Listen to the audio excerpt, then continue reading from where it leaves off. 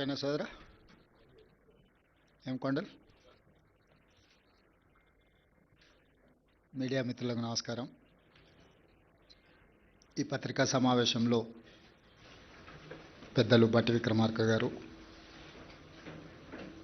పెద్దలు ఉత్తమ్ కుమార్ రెడ్డి గారు, దామోదర్ రాజనరసింహ గారు, సీతక్క,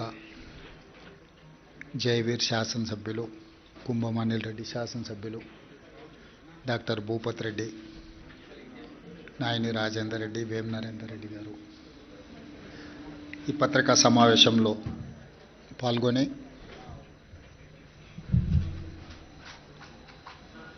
తెలంగాణ రాష్ట్రంలో స్థానిక సంస్థల ఎన్నికలు 12,728 గ్రామ పంచాయతీలకు గాను 12,702 గ్రామ పంచాయతీ ఎన్నికలు పూర్తి చేసుకొని వాటి ఫలితాలను రాష్ట్ర ఎన్నికల అధికారులు ప్రకటించడం జరిగింది. ఈ పంచాయతీరాజ్ ఎన్నికలను ప్రశాంతంగా, ప్రజాస్వామ్యబద్ధంగా, ఎక్కడ అధికారిక లోటుపాట్లు లేకుండా నిర్వహించినందుకు ప్రభుత్వ సిబ్బందిని రాష్ట్ర ప్రభుత్వం తరఫున మనస్ఫూర్తిగా నేను అభినందిస్తున్నా. అదేవిధంగా కాంగ్రెస్ పార్టీ కార్యకర్తల్ని, తెలంగాణ ప్రజలను కష్టపడ్డందుకు కార్యకర్తల్ని, కాంగ్రెస్ పార్టీని ఆశీర్వదించినందుకు తెలంగాణ ప్రజలకు కాంగ్రెస్ పార్టీ పక్షాన వారికి కృతజ్ఞతలు తెలియజేస్తున్నాను. డిసెంబర్ 7, 2023 నాడు ప్రజాపాలన బాధ్యత చేపట్టి డిసెంబర్ 7, 2025 నాటికి 2 సంవత్సరాలు పూర్తి చేసుకున్న సంబరాలు జరుపుకోవడమే కాకుండా 2 సంవత్సరాలు పూర్తయిన సందర్భంలో స్థానిక సంస్థల ఎన్నికలు తెలంగాణ రాష్ట్రంలో నిర్వహించడం జరిగింది. డిసెంబర్ 11, డిసెంబర్ 14, డిసెంబర్ 17 3 విడతలుగా స్థానిక సంస్థలకు జరిగిన ఎన్నికలలో అద్భుతమైన ఫలితాలను కాంగ్రెస్ పార్టీ సాధించింది. ఇందుకు కష్టపడ్డ కార్యకర్తల్ని 2 సంవత్సరాల తర్వాత తిరిగి స్థానిక సంస్థల ఎన్నికల రూపంలో ప్రజల దగ్గరికి వెళ్తే ప్రజలు సంపూర్ణమైన విశ్వాసం మా ప్రభుత్వం మీద ప్రకటించి మమ్మల్ని ఆశీర్వదించినందుకు కాంగ్రెస్ పార్టీ శాసనసభ పక్షాన ప్రజలకు ఎల్లవేళలా అందుబాటులో ఉండి విశ్వసనీయ పాత్రులుగా ప్రజా సమస్యల్ని పరిష్కరిస్తామని చెప్పి ఈ సందర్భంగా తెలియజేస్తున్నాను. మీకు అందరికీ తెలుసు, వివిధ రకాల విశ్లేషణలు, వివిధ రకాల పత్రికలలో ప్రకటనలు, రాజకీయ నాయకులు వాళ్ళ పార్టీలకు సంబంధించిన వివరాలను చాలా సందర్భాలలో అన్వయించడం, విశ్లేషించడం, వివరించడం జరిగింది. ఈరోజు మా పక్షాన ఫలితాలను, మాకు అందిన సమాచారము మీ ద్వారా తెలంగాణ ప్రజలకు, మీడియా మిత్రులకు వివరించాలని మంత్రివర్గం అందరం కలిసి తీసుకున్న నిర్ణయం ప్రకారము 12,702 గ్రామ పంచాయతీల ఫలితాలలో 7,527 గ్రామ పంచాయతీలు కాంగ్రెస్ పార్టీ, 808 కాంగ్రెస్ పార్టీకి సంబంధించిన రెబెల్స్ ఈ ఎన్నికలలో నెగ్గడం జరిగింది. మొత్తానికి 8,335 గ్రామ పంచాయతీలు 66% ఫలితాలను కాంగ్రెస్ రెబెల్స్ ఈ ఎన్నికలలో మేము సాధించడం జరిగింది. అదేవిధంగా బీఆర్ఎస్, బీజేపీ ఒక కూటమిగా ఈ ఎన్నికల్లో పోటీ చేసి 3,511 బీఆర్ఎస్, 710 గ్రామ పంచాయతీలు బీజేపీ టోటల్గా 4221 బీఆర్ఎస్ బీజేపీ కూటమి గెలుచుకోవడం జరిగింది. ఇది 33%. దాదాపుగా 146 గ్రామ పంచాయతీలు సిపిఐ సిపిఎం ఇతరులు 1%, ఇతర రాజకీయ పార్టీలు కూడా నెగ్గడం జరిగింది. తద్వారా కాంగ్రెస్ రెబల్స్ 66% గెలిస్తే బీజేపీ బీఆర్ఎస్ 33%, కమ్యూనిస్టులు 1% ఈరోజు ఈ ఎన్నికల్లో ఫలితాలను సాధించిండ్రు. ఈ ఫలితాలు మా 2 సంవత్సరాల పరిపాలనకు ప్రజలిచ్చిన తీర్పు. 2023 డిసెంబర్ 7 నాడు మేము అధికారం చేపట్టిన తర్వాత కంటోన్మెంట్ శాసనసభ ఉప ఎన్నికలు జరిగినాయి. పోయిన నెల జూబ్లీ హిల్స్ శాసనసభ ఉప ఎన్నికలు జరిగినాయి. ఈ 2 ఉప ఎన్నికలలో కూడా కాంగ్రెస్ పార్టీని ప్రజలు ఆశీర్వాదించడం జరిగింది. ఈనాడు గ్రామీణ ప్రాంతాలలో జరిగిన గ్రామ పంచాయతీ ఎన్నికలు 94 శాసనసభ నియోజకవర్గాల పరిధిలో ఈ ఎన్నికలు జరిగినాయి. ఈ 94 శాసనసభ నియోజకవర్గాల పరిధిలో జరిగిన ఎన్నికల్లో కాంగ్రెస్ పార్టీ 87 శాసనసభ నియోజకవర్గాలలో మెజారిటీ సాధిస్తే బీఆర్ఎస్ 6 శాసనసభ నియోజకవర్గాలలో మెజారిటీ సాధిస్తే బీజేపీ 1 శాసనసభ నియోజకవర్గంలో మెజారిటీ గ్రామ పంచాయతీలు సాధించుకోవడం జరిగింది. బీఆర్ఎస్ దుబ్బాక, హుజూరాబాద్, జన్గాం, సిద్దిపేట, సిరిసిల్ల, సిర్పూర్, కాగజ్ నగర్లో మెజారిటీ సాధిస్తే ముదోల్లో బీజేపీ అధిక గ్రామ పంచాయతీలను సాధించడం జరిగింది. 94 శాసనసభ నియోజకవర్గాలలో స్థానిక సంస్థల ఎన్నికలు జరిగితే కాంగ్రెస్ పార్టీ 87 శాసనసభ నియోజకవర్గాలలో అత్యధిక స్థానాలను సాధించడం ద్వారా 2023 నాడు మేము సిపిఐ కలిసి సాధించిన 65-66 శాసనసభ నియోజకవర్గాలతో పోలిస్తే ఇప్పుడు ఇంకొక 21 శాసనసభ నియోజకవర్గాలు అధికంగా గెలవడం జరిగింది. బీఆర్ఎస్ నాయకులు ఉప ఎన్నికల సందర్భంగా రెఫరెండం అన్నారు. వాస్తవంగా పట్టణ ప్రాంతంలో ఉన్న 26 శాసనసభ నియోజకవర్గాలలో జనరల్ ఎలక్షన్లో మేము 1 సీటు కూడా సాధించలే. కానీ జరిగిన 2 ఉప ఎన్నికలు హైదరాబాదు మహానగర పరిధిలో జరగడంతో ఆ 2 నియోజకవర్గాలలో కూడా ఈ 26 మహానగర పరిధిలో ఉన్న శాసనసభ నియోజకవర్గాలలో ఉప ఎన్నికలు జరిగిన 2 శాసనసభ నియోజకవర్గాలలో ప్రజలు తీర్పిచ్చారు.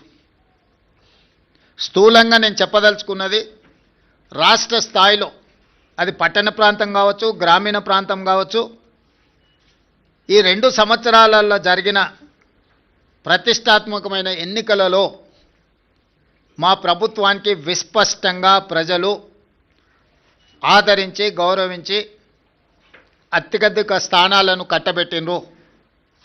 దీనికి ప్రధానమైన కారణం పేదలకు మేము అందించిన రేషన్ కార్డులు, పేదలకు మేము అందించిన సన్నబియ్యం, రైతులకు మేము మాఫీ చేసిన రుణమాఫీ, రైతు భరోసా, బోనస్ 500, పండించిన వరి ధాన్యాన్ని మొత్తాన్ని కొనడం, ప్రతి పేదవాడికి 200 యూనిట్ల ఉచిత కరెంట్, మహిళలకు ఆర్టీసీలో ఉచిత బస్సు ప్రయాణం, 500 రూపాయలకే సిలిండర్ ఇవ్వడం, 27,000 కోట్ల రూపాయలు మహిళలకు 0 వడ్డీతో రుణాలు ఏర్పాటు చేయడం, ప్రతి విషయంలో 4.5 లక్షల ఇందిరమ్మ ఇండ్లు పేదల ఆత్మగౌరవం కోసం వాళ్ళకి ఇండ్ల కేటాయించడం.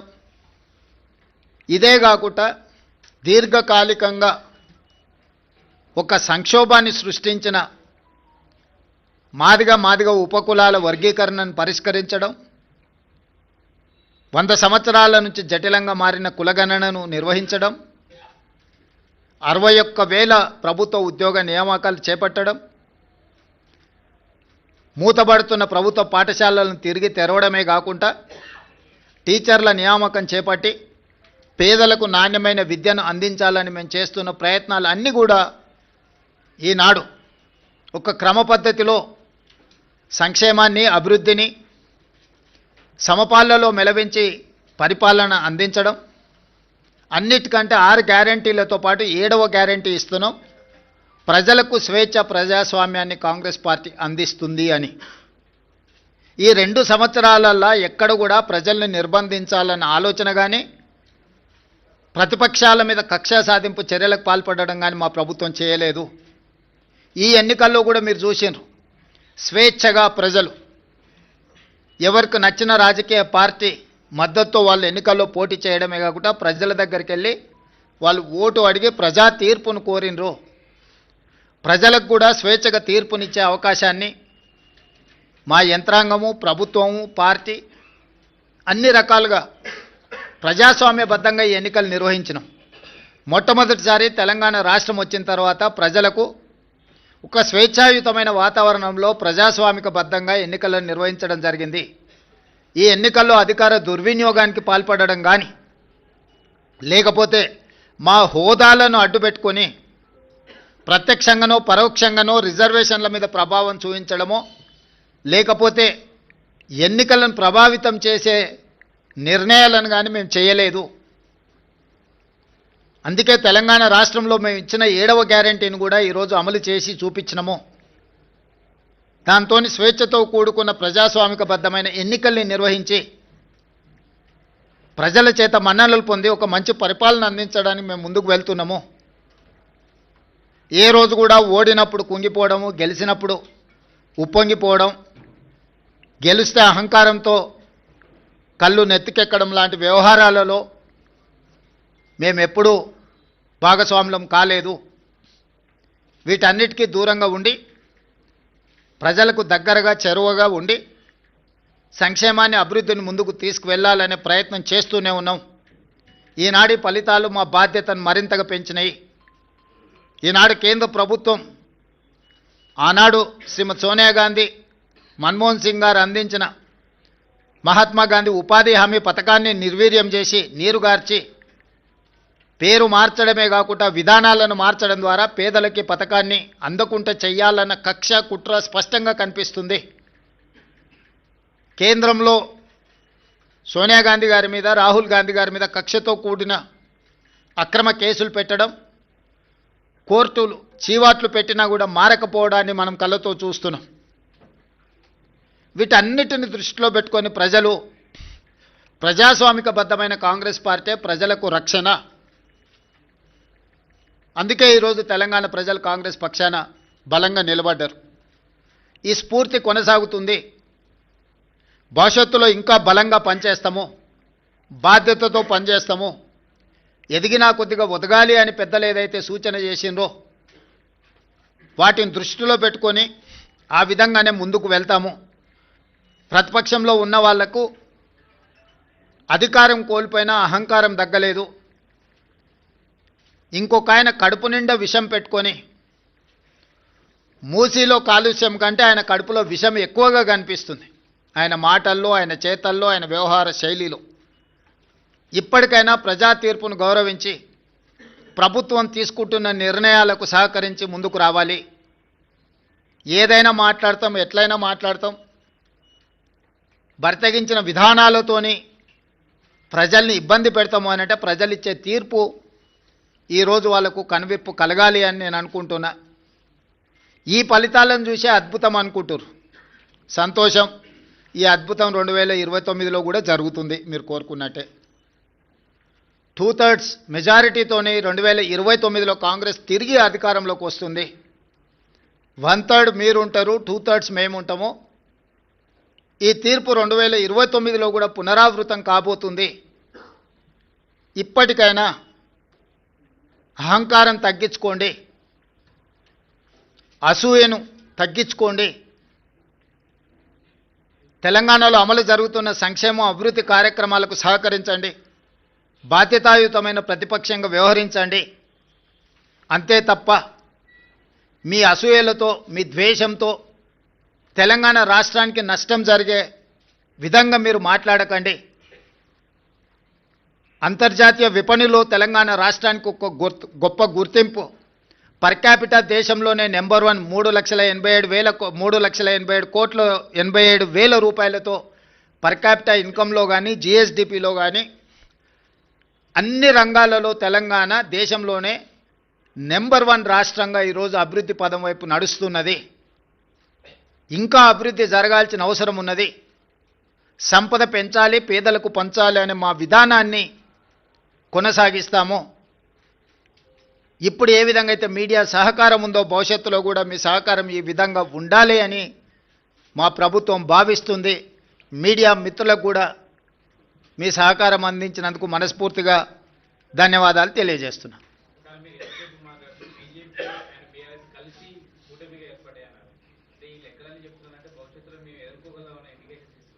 ఖచ్చితంగా దాంట్లో మీకు అనుమానం ఎందుకు?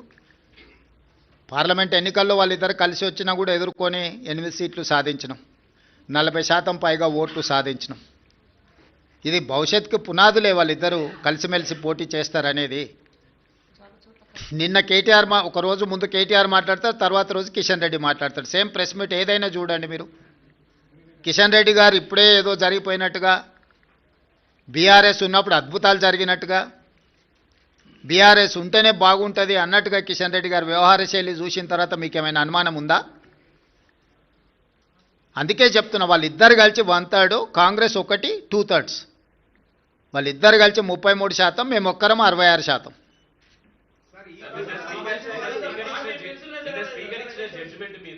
రాహుల్ గాంధీ రాజ్యాంగాన్ని పట్టుకొని దేశవ్యాప్తంగా సేవ్ డెమోక్రసీ అంటున్నారు.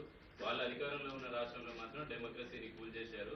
రాహుల్ గాంధీ సమాధానం చెప్పాలంటున్నారు. ఎవరు? టీఆర్ఎస్ అడగండి, వెళ్ళి రాహుల్ గాంధీ గారు రాగానే ఢిల్లీకి వెళ్ళి అడగమని చెప్పండి.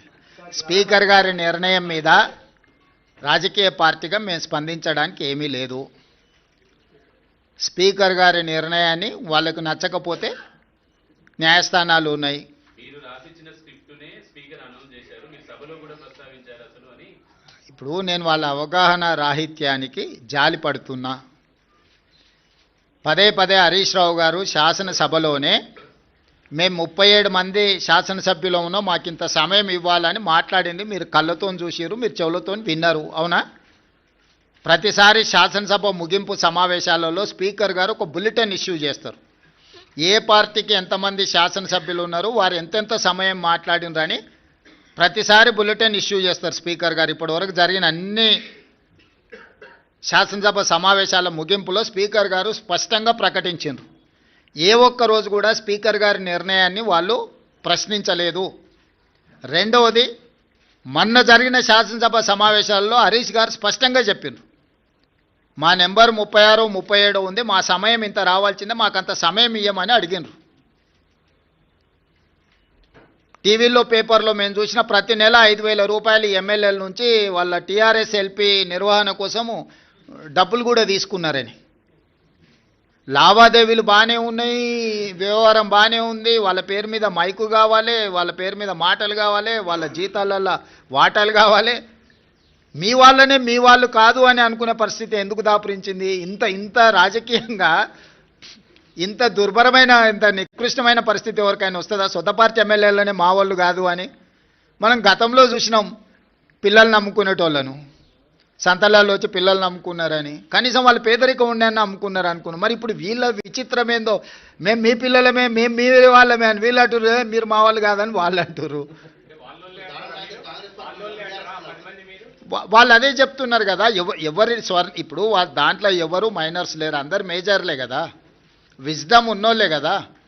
ఆ మేజర్స్ విజ్డమ్ ఉన్నోళ్ళే వాళ్ళు ఎవరో చెప్తున్నప్పుడు నీ అభిప్రాయంతో నా అభిప్రాయంతో ఏం పని ఉంది?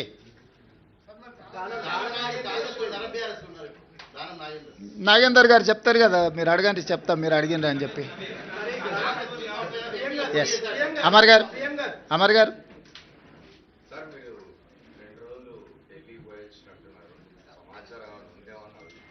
దేని గురించి? సంజయ్ రౌత్ ఒక స్పెసిఫిక్ స్టేట్మెంట్ చేసినాడు. డిసెంబర్ 19 నాడు ప్రైమ్ మినిస్టర్ మారబోతున్నాడు, లేదు, ప్రైమ్ మినిస్టరే దేశంలో లేడు, ఆయనే విదేశాలలో ఉన్నాడు. అసలు 19 లోపల వస్తాడో రాడో కూడా నాకు సమాచారం లేదు.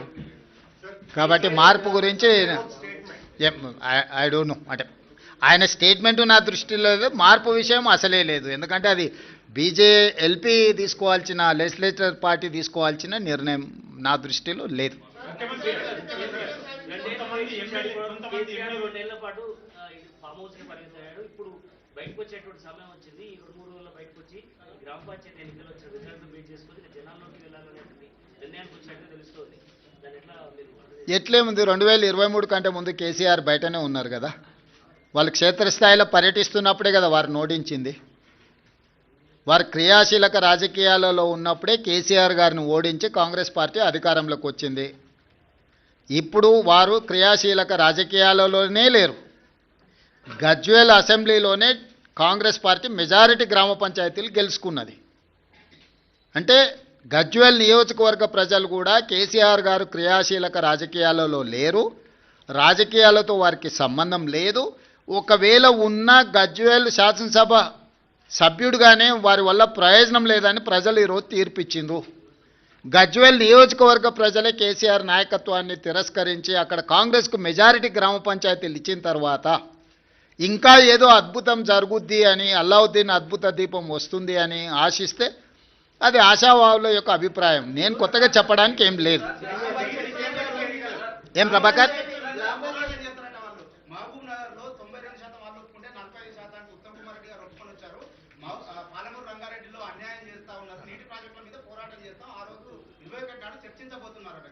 నేనేమంటున్నా అంటే కేసీఆర్ గారిని ప్రతిపక్ష నాయకుడిగా లేఖ రాయమనుంది. 3 రోజులు కానీ 4 రోజులు కానీ కృష్ణానది జలాలు, గోదావరి జలాలకు సంబంధించి ఎవరు ఏం చేసిండ్రో చర్చ చేద్దాం కూలంకషంగా. పూర్తి వివరాలతో వచ్చి కూర్చుందాం.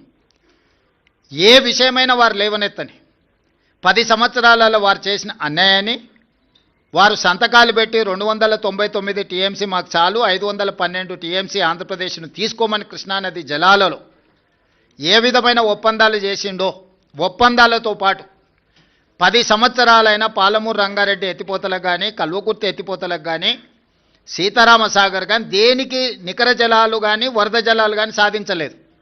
సమ్మక్క సారలమ్మ కూడా వారు సాధించకపోతే ఉత్తమ్ కుమార్ రెడ్డి గారు మంత్రిగా సాధించిండ్రు. ఈరోజు ఏదైనా పక్క రాష్ట్రం నుంచి మన హక్కులను సాధించినామంటే మేము అధికారంలోకి వచ్చిన తర్వాతనే. వీటన్నిటి మీద వారు లేనప్పుడు పత్రికా సమావేశాలలో మాట్లాడడం నాకు ఇష్టం లేదు. నేను సూటిగా వారితోని చర్చను ఆహ్వానిస్తున్నా. చంద్రశేఖరరావు గారు బీఆర్ఎస్ ఆఫీస్ కార్యాలయంలో చర్చించడం కాదు, వారు అడిగితే ఎప్పుడంటే అప్పుడు ప్రత్యేక సమావేశాలు ఏర్పాటు చేస్తా. కృష్ణా గోదావరి జలాల మీద చర్చ చేద్దాం. పూర్తి వివరాలను, వాస్తవాలను ప్రజలకు వివరిద్దాం. ఈరోజు ఉమ్మడి రాష్ట్రానికంటే కూడా తీరని ద్రోహం చేసింది బీఆర్ఎస్, చంద్రశేఖరరావు గారు. ఆధారాలతో సహా మొత్తం సభలో చర్చకు మేము పెట్టడానికి సిద్ధంగా ఉన్నాము. వారు సభకు వచ్చి చర్చించి నిజంగానే మా వైపు నుంచి ఏమైనా లోపం ఉంటే వారిని ప్రశ్నించమని నేను సవాల్ విసురుతున్నా. బురద జల్లుతాం, పారిపోతామంటే ప్రజలు అన్నీ గమనిస్తున్నారు. ప్రజలు ఎవరు అమాయకులు లేరు. నిన్న రిలీజ్ అయిన క్యాగ్ రిపోర్ట్ ప్రకారం పోయినసారి కంటే ఈసారి చాలా మెరుగ్గుంది పొజిషన్. దాదాపు 7% వృద్ధి ఉన్నది. అంటే ఈ కండిషన్లో మీరు ఏమన్నా ఈ బకాయిలు ఏవైతే ఉన్నాయో అవన్నీ కనీసం ఇప్పుడైనా చెల్లిస్తారా? ఏం బకాయి? నీకేం బకాయి ఉంది రాహుల్? 35,000 కోట్లు. ఎవరికి? డిస్కమ్ లెక్క చేద్దాం. 35,000 కోట్లు. నేను ముందే చెప్పిన ఆదాయం పెంచుతాం, పేదలకు పంచుతామని. వారు చెయ్యంది, మేం చేసింది సన్నబియ్యం 200 యూనిట్లు ఉచితం, 21,000 కోట్ల రూపాయల రైతు రుణమాఫీ, 9,000 కోట్ల రూపాయలు 9 రోజుల్లో రైతు భరోసా, 22,500 కోట్ల రూపాయలు 4,50,000 ఇందిరమ్మ ఇండ్లు. ఇట్లా చంద్రశేఖరరావు గారు చెయ్యని చాలా పనులను ఈరోజు మేము చేసినాము. ఈ ఆదాయాన్ని పెంచుకుంటూనే, దుబారాను తగ్గించుకుంటూనే ఈరోజు ఈ పథకాలన్నిటిని కూడా అమలు చేస్తున్నాము. ఎంత ఆదాయాన్ని పెంచితే అంత పేదలకు ప్రయోజనం చేకూర్చే విధంగా ఖచ్చితంగా మేము వాటిని వినియోగం చేస్తాం. ఒక్క రూపాయి కూడా దుర్వినియోగం జరగకుండా ప్రజలకు ఏ రకంగా మేలు చేయాలనేదే మా నిత్యం తాపత్రయము. ఖచ్చితంగా వాటిని అమలు చేస్తాం. ఇప్పుడు ఎన్నికలకు సంబంధించి మాట్లాడుకుందాం. గ్రామ పంచాయతీ ఎన్నికలు వాటి ఫలితాల మీద మాట్లాడుకుందాం. కొంత మంత్రుల ఊళ్ళలో కొంతమంది ఎమ్మెల్యేల ఊళ్ళలో వాళ్ళు ఇప్పుడు గజ్వెల్ల కేసీఆరే దెబ్బతిని ఓడిపోయి అక్కడ ఉన్నాడు. ప్రధాన ప్రతిపక్ష నాయకుడే ఓటమి చెందిండు. మెజారిటీ సీట్లు కాంగ్రెస్కి వచ్చినాయి. గ్రామాల ఎన్నికలు గ్రామ పరిస్థితులను బట్టి జరుగుతాయి. శాసనసభ్యుడినో మంత్రినో ముఖ్యమంత్రినో పట్టి జరగవు. ఓవరాల్గా ఫీల్ గుడ్ ఫ్యాక్టర్ ఉంటుంది. గ్రామంలో ఉండే నేపథ్యాన్ని సామాజిక వర్గాల సమతుల్యతను దృష్టిలో పెట్టుకొని ఎన్నికలు జరుగుతాయి. ఎట్లా జరిగినా ఫలితాలు అనేది ఇక్కడ కళ్ళకు కట్టినట్టుగా కనిపిస్తున్నాయి. 94 నియోజకవర్గాలలో 87 శాసనసభ నియోజకవర్గాలలో కాంగ్రెస్ పార్టీకి మెజారిటీ వచ్చింది. ఈ లిస్ట్ అంతా మీకు ఇస్తాము. ఏ నియోజకవర్గంలో ఎన్ని గెలిచినరో స్పష్టంగా మీకు లిస్ట్ ఇస్తాము. మీరు కావాలంటే నిజ నిర్ధారణ కమిటీ వేసుకొని ఆయా నియోజకవర్గాలలో మీరు పర్యటించండి. ఇన్ని 12,702 గ్రామ పంచాయతీల ఎన్నికలు జరిగినప్పుడు 1, 2, 3 అటో ఇటో ఫలితాలు వస్తాయి. ఆ ఫలితాలు అనేది భవిష్యత్తులో మన కార్యాచరణను సవరించుకోవడానికి ఉపయోగించుకుంటాం తప్ప దానికి మించి వేరే రకంగా దీని మీద చర్చించుకోవాల్సిన అవసరం లేదు.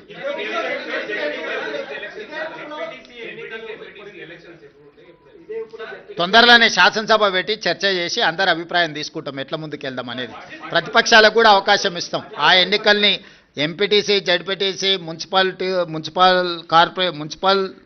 ఎన్నికలు, మున్సిపల్ కార్పొరేషన్ ఎన్నికలు వీటన్నిటికీ సంబంధించి కూడా తొందరలోనే శాసనసభ సమావేశాలు ఏర్పాటు చేసి ప్రతిపక్షాలను కూడా అడుగుతాం ఏ విధంగా ముందుకు వెళ్దాము, 42% బీసీ రిజర్వేషన్లు ఏ విధంగా సాధించుకుందాము, భవిష్యత్ కార్యాచరణ ఎట్లుంటే బాగుంటుందో ప్రజాస్వామిక బద్ధంగా చర్చ చేసి అసెంబ్లీలో ఆ తర్వాత ఎన్నికలపై ఒక నిర్ణయానికి వస్తాం.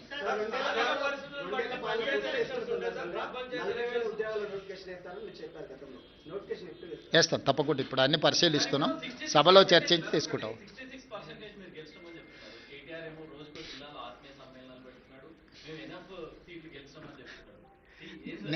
అందుకే ప్రభాకర్ క్లియర్గా నేను పర్సంటేజ్తో సహా గ్రామ పంచాయతీలతో సహా ఈరోజు 94 శాసనసభ నియోజకవర్గాలలో ప్రతి నియోజకవర్గంలో ఏ పార్టీ ఎన్ని గెలిచిందో నేను అధికారికంగా ఒక నోటు విడుదల చేస్తున్నా. మీరు నోటు తీసుకొని ఆ నియోజకవర్గంలో వెళ్ళి నిజ నిర్ధారణ కార్యక్రమాలు పెట్టుకొని మీరు పరిశీలించండి. కేటీఆర్ అనేవాడు కాంగ్రెస్ గురించి ఆలోచన చేస్తలేడు. హరీష్ అనేవాడు వెనకాల తవ్వుతున్నాడు. కేటీఆర్ నాయకత్వంలో ఏ ఎన్నికలు జరిగిపోయినా ఓడిపోయిండు కాబట్టి నాయకత్వాన్ని మార్చాలని హరీష్ వెనకాల నుంచి ఏదైతే ప్రయత్నం చేస్తుండో ఆ విషయాన్ని ఏమంటారు డైల్యూట్ చేయడానికి పర్యటనలు పెట్టుకుంటున్నాడు తప్ప ఇది ప్రజలకు కానీ ప్రభుత్వానికి కానీ సంబంధం లేదు. ఇప్పుడు కేటీఆర్ వర్కింగ్ ప్రెసిడెంట్ అయినప్పటి నుంచి జరిగిన ఏ ఎన్నికలు గెలవలే కదా. జనరల్లో అసెంబ్లీ కావచ్చు, జనరల్లో జరిగిన లోక్సభ కావచ్చు, తర్వాత జరిగిన ఉప ఎన్నికలు కావచ్చు, తర్వాత జరిగిన గ్రామ పంచాయతీ ఎన్నికలు కావచ్చు. ఈరోజు హరీష్ వర్గం ఆల్రెడీ సోషల్ మీడియాలో మిగతా మీడియాలలో మొదలుపెట్టింది కదా. కేటీఆర్ ఉంటే ఇంకా పార్టీ మిగలదు కాబట్టి కేటీఆర్ను తప్పించండి, హరీష్కు నాయకత్వాన్ని అప్పచెప్పండి అని ఒక స్లోగన్ తీసుకొని బయలుదేరిండు.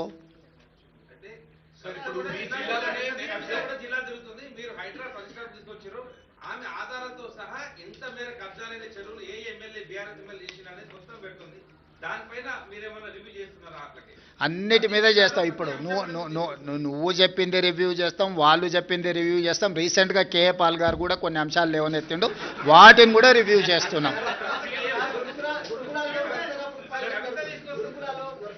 నీ అమాయకత్వం అది. మీరు లేనిది ఊహించుకొని కాయించుకొని గత 10 ఏళ్లలో జరిగినవి తీసుకొని ఇప్పుడు జరుగుతున్న వాటిని తీసుకొని ఎన్ని గురుకులాలు ఉన్నాయి, ఎక్కడేం జరిగింది అనేది లెక్క లేకుండా బాధ్యత లేకుండా ప్రశ్నలు అడగకండి. అట్లాంటి పరిస్థితి రాదు. ఎక్కడైనా ఏదైనా జరిగితే తక్షణమే చర్యలు తీసుకుంటున్నాం. ధన్యవాదాలు. రైట్.